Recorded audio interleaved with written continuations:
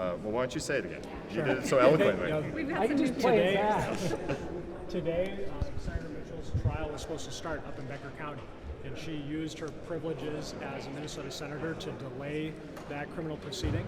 And so we thought it was important for us to bring this motion to expel today, and she just continues to play the process off of itself. Last session, she said that, I needed to wait until my trial before the ethics complaint could be taken up, and now she is using her service in the Senate to delay criminal proceedings. And unfortunately, we saw Senate Democrats again in lockstep vote to keep Senator Mitchell here serving in the Senate, even though she's facing very serious felony charges. Wouldn't you actually get to a vote if you did this when you held the gavel instead of when they hold the gavel? For any point of order, both co-presiding presidents have to consult and talk, so it doesn't necessarily change the outcome who has the gavel. Are either of you at all worried about how spending time on this could take away time from legislation and working on that? Again, this is something that, as an institution, we got to make sure that we are holding ourselves up based on the rules that we have to the highest standard of conduct. And so Senator Mitchell has that opportunity to recuse herself or to leave the Senate on her own validity, and then we can get back to business. She took up a ton of time last year. You remember when she was first caught, almost a week worth of committee hearings and floor sessions, plus the time that we had on the floor discussing what the appropriate way forward was. So this is all within Senator Mitchell's control, and so we are here just trying to make sure that we're getting justice for not only the victim, but then also for our institution itself. What's changed since the last session? The Senate a tie in the advance of the election tomorrow. I mean, had you been successful here, the Democratic candidate would have won tomorrow. I mean, is this a power play to keep the Senate tied? No, I think this is about making sure that the Senate can focus on our business. And that's why Senate Republicans entered into this power sharing agreement, is so we can roll up our sleeves and work together to serve the people of Minnesota. And Senator Mitchell, as you've seen today, continues to distract from that important work. And I think it's also important to say that her constituents aren't being served right now by having her in the Senate. She doesn't serve on any Senate committees, the only senator who doesn't. She also doesn't participate in legislative caucus discussions supposedly. And so her constituents basically have a senator here who can't fully participate. And so we also want to give them the chance to send someone here who can be a full member. Do you see this hanging over the rest of this 2025 session like it did towards the end of last year? Our hope was to address it today. Our hope is, we could have removed Senator Mitchell from the Senate. They could have had a special election to have a replacement, and our power sharing agreement would continue. But unfortunately, you saw Senate Democrats decide to defend Senator Mitchell yet again, like they did last session. But he's asking whether you're going to continue, whether this is going to continue to be an issue, whether you guys are going to try other things, or, I mean, we saw what happened in the last month of last year. Yeah, and really what you saw today is the opportunity for Democrats to step up and move forward with the institution. The cloud is going to continue to hang over the Minnesota State Senate throughout, as long as Senator Mitchell is here. That could be throughout the session. And so with that question, you saw today she's voting again on her ability to stay here in the Minnesota State Senate. And so this is something that's going to continue over and over again until this is addressed. And she really kicked out, today should have been her court date, but she kicked that out until this summer, which, unfortunately is going to continue that cloud. Well, the ethics committee is pretty much on pause until the summer too, because the ethics committee kept on delaying until the hearing. But if they had not been able to take this into a procedural vote, the caucus tend to vote with their leadership, do you think there would be a vote if you had a clean vote on your motion? I don't know. You'd have to ask the DFL senators that. Do you think? But I think an important point to make is a number of Democrat senators have called on Senator Mitchell to resign. Governor Walz has called on Senator Mitchell to resign. Ken Martin, the chair of the state DFL party, has called on her to resign.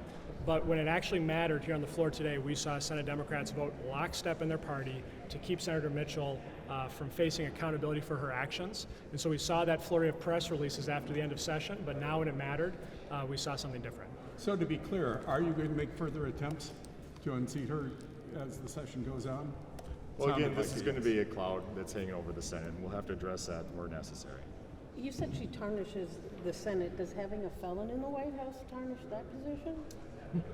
We're not going to go down that path. We're dealing with the Minnesota State Senate right now and what we can control. And so we are looking at that in all the avenues that we can to make sure that justice is served. So you don't have any thoughts on that? No.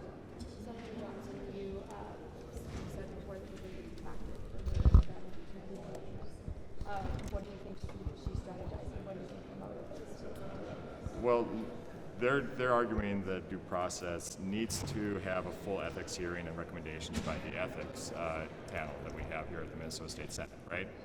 And so by delaying her trial, they're delaying the ethics results. And so that game is continuing to be played out. This is the third or fourth continuance on her trial, so we're not getting any results from the ethics task force. And so what we're going to do is we can take it within our own hands here. We've got the ability to do that, and so we see the Democrats avoiding that again today. Do you have a process worked out to transition into what will almost certainly be Democratic leadership here in 36 hours? I state your question again. I'm not sure. Right now, you've got a power sharing agreement, but tomorrow, all but certain, a Democrat will likely be elected in one of the most Democratic. You're assuming that's going to be a Democrat seat. Is there a transition process in place to transition from the power sharing situation to the process of Democratic leadership? So our hope is that the duration of this agreement will last far into this session, because we've got the ability in there to continue to work together. I think Minnesotans have been pleased with the results, with the communications that have been coming out of the Minnesota State Senate, with chairs working together, leaders working together. And so our hope is that this will continue going forward, and we've given no reason for it not to continue. We got time for one more, guys. He was doing on. I was going to say, do you think moving forward there should be a standard that somebody charged with a felony should be expelled just as a blanket policy? Look, we're going to take this as a one case situation here, work on it from the body. I think this is serious enough that we need to address it immediately. That's what we tried to do today. All right, thanks, guys. Thank you. Vote Leader Mercury. We've had now a couple of hours of debate on the status of Senator Mitchell. I contend that her matter is not a matter for the Minnesota Senate. We have important work to do for the people of Minnesota. We have to set a budget, and our caucus is very, very committed to that. We entered into a power sharing agreement at the start of this session with a commitment to do the work of the people of Minnesota, and that commitment stands strong across the nation as we look at a new president of the United States, both violating the U.S. Constitution and the rule of law by pardoning criminal, violent J6ers. And we watch in the other body a commitment or an unanswered question about seating a member duly elected. I worry very much about our ability to uphold our oath and this Constitution for the people of Minnesota.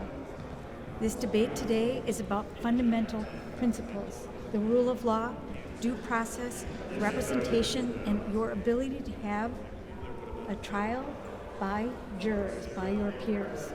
We're committed to those fundamental principles, those fundamental laws, and that is why today's debate ended the way that it did.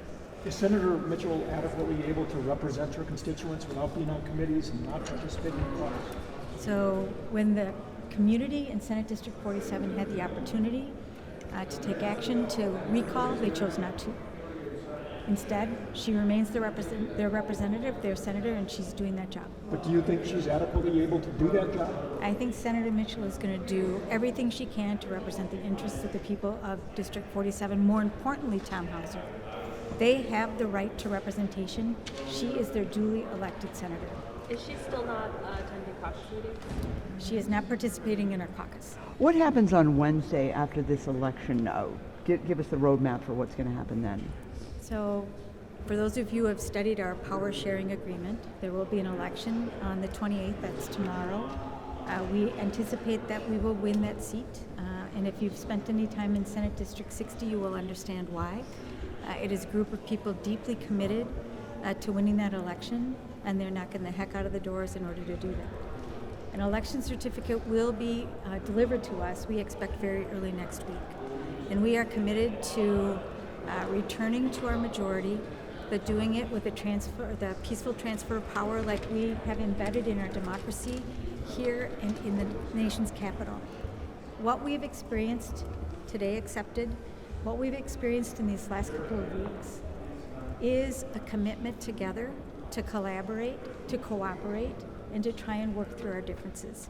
And even though this floor session was difficult, I am committed to and have continued to share my commitment with Leader Johnson that we're going to continue to work together and keep that door and those channels open, because that is the best way that we can represent and get the work done for the people of Minnesota. Assuming you win, what day would the senator be sworn in? Depends on when we receive the election certificate, and we expect it next week. Senator, Early next week, late next week? Early next week. Senator, can you explain how you worked out that agreement? I know it was behind closed doors, but I would have thought it'd have been a tie. I mean, that you and Senator Champion would have wanted to uphold the Friends motion, and Miller and Johnson would want to have not upheld the motion. How'd you break that tie? We, the contents of that discussion, I think, will remain in that room, but it is clear that we have both the Constitution rules, Mason's rules, and custom and usage. And custom and usage tell us that someone who has been accused and is in the middle of a criminal matter has never been expelled from this body without a subcommittee on the Committee on Ethics ruling first. They have not finished that work. And if you look at Mason's, which is the operative piece that we worked on today, there is a standard by which there's a standard we need to meet that we didn't meet. We have not yet met. Does the secretary have a role? In the end, the co-presiding officers, in discussion with the leaders and with the secretary, reached a conclusion. How concerned are you that Republicans will continue to bring this up throughout the session? Senator Mitchell has been accused and not yet convicted. She is got due process rights, and the people who live in the district she represents are entitled to her representation. Her court case is not a matter for the Senate. What is a matter for the Senate is balancing the budget and getting policy passed that will improve the lives of the people of Minnesota. And I hope to God that my colleagues reach that conclusion with me so we can do that important work. The Republican leaders coming up, can you get any work done? We will figure out how to get the work done for the people of Minnesota. And I will, impress upon my colleagues that we have just now 4 months and a few days to finish the budget, and that's the work that we have to get done for the people of Minnesota. The Republican leaders just a couple minutes ago pointed out the many DFL party leaders, Governor Ken Martin, that had called on Senator Mitchell to resign. If this wasn't a one-vote difference, would this make any difference? Some at home may say, because this matters for the majority, that's the only reason why you're defending her. And as I mentioned earlier, there are very fundamental principles, American principles, innocent until proven guilty, due process under the law, her right to represent the people who elected her, their right to be represented in this body, the right to a trial by a jury. They're embedded in this Constitution. So this is, can be viewed as a partisan fight, but it is not. And as we see other parts of our government flouting the rule of law, flouting the Constitution a week after taking the oath to the Constitution, this body, my colleagues, our caucus, are standing up for those fundamental principles in a way that I wish everyone else would, because, my God, if we abandon the rule of law, what happens to our country? We are fighting for fundamental democracy, fundamental fairness, fundamental justice. With that said, you really wanted that trial to start today. You wanted it to be done and be over with so you had a solution, correct? I would love this issue to be behind us, but it's not. But her rights are intact. Should she have resigned in May? That is a decision that was up to her to make, and she chose not to. If Democrats, likely win the majority next week, is that the end to co-chairs and like the co-governing for president? If you study the resolution that we passed, you will see that we end that temporary resolution with 34 votes, and then we'll have to reorganize. Thank And when you. you reorganize, what will that look like? We'll elect President Bobby Joe Champion. Thank you, folks. Thank you. Thank you.